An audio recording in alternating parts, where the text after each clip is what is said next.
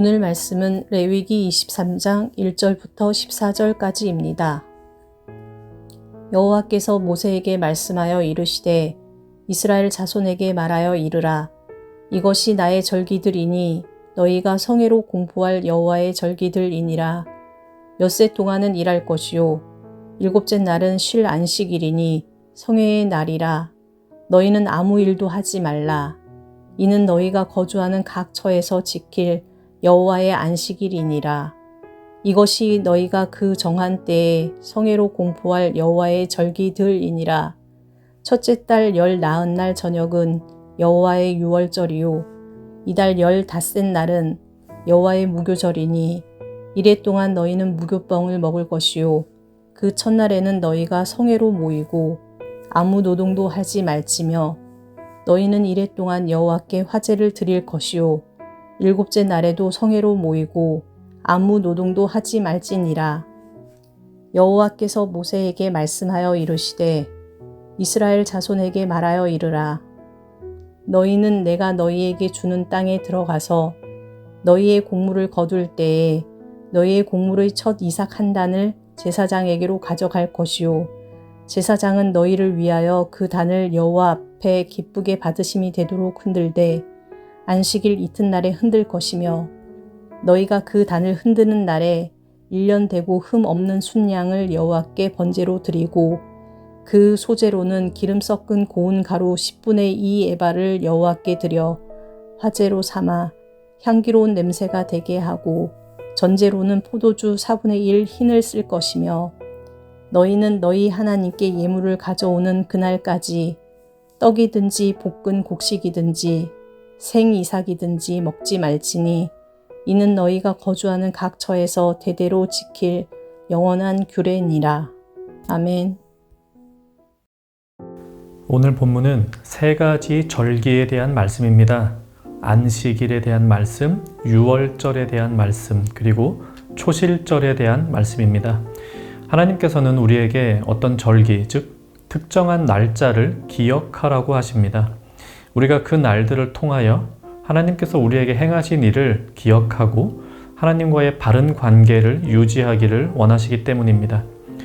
하나님께서는 시간을 초월해서 계시지만 우리는 시간 안에 살아가기 때문에 특정한 시간이 우리의 몸과 마음에 어떤 사건을 기억하는 데 영향을 줍니다.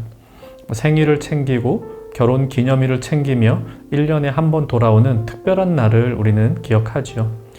그런 우리이기 때문에 하나님께서는 날을 정해서 그 날을 기억하라고 하십니다. 근데 이 날에 대한 개념, 구약 성경에서 말씀하시는 것과 또 신약을 살아가는 우리에게 적용되는 것 좀 다릅니다. 오늘 본문에 나오는 세 날, 안식일, 유월절, 초실절의 의미를 살펴보면서 그것이 신약을 살아가는 우리에게 어떤 의미를 가져다 주는지 같이 보도록 하겠습니다.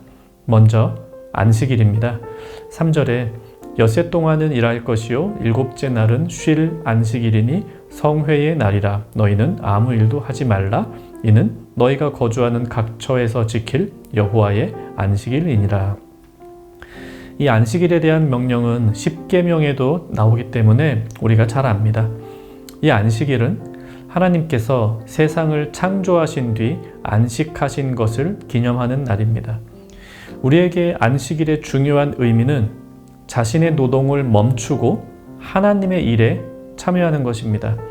단지 휴식을 취하는 게 핵심이 아니라 하나님의 일을 하는 것이 더 중요합니다. 그렇다면 우리가 참여할 수 있는 최고의 하나님의 일, 그게 무엇일까요? 그것은 바로 하나님을 예배하는 일입니다. 그래서 신약을 살아가는 우리에게 안식일은 하나님을 예배하는 주일로 완성됩니다. 이 안식일, 즉 주일을 잘 지키는 비결은 자신의 노동을 멈추고 하나님의 일, 예배에 참여하는 것입니다. 둘째로 하나님은 유월절을 지키라고 하십니다. 이 유월절은 이스라엘 백성이 출애굽하던 날을 기념하는 절기입니다. 그날 전 애굽에 죽음의 사자가 돌아다니며 첫 번째로 난 아들, 즉 장자를 죽였는데요. 이스라엘 백성들의 집은 죽음의 사자가 그냥 넘어갔습니다. 왜냐하면 그들은 하나님의 명령에 따라 어린 양의 피를 그들의 문설주와 문인방에 발랐기 때문입니다. 이 어린 양의 피를 보고 죽음의 사자가 넘어간 것이죠. 이 유월절은 죽음이 우리를 넘어가게 하시는 예수 그리스도의 십자가 사역으로 완성됩니다. 이스라엘 백성을 살리기 위해 어린 양이 희생당해 피 흘렸듯이 우리를 살리기 위해 십자가에서 예수님께서 피 흘려 죽으셨습니다. 유월절은 이와 같이 주님의 고난으로 성취됩니다.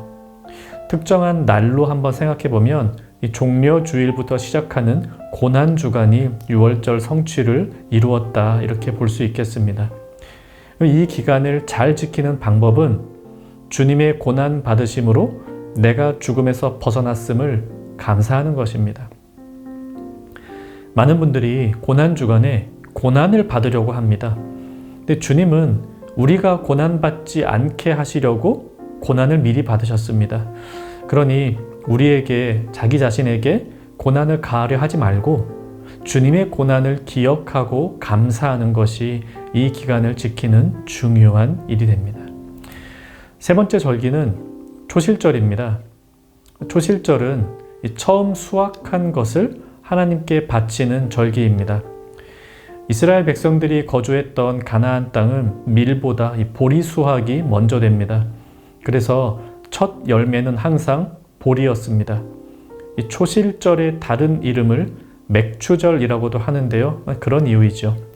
그 해에 첫 추수한 보리를 드리는 날, 이 초실절 곧 맥추절입니다.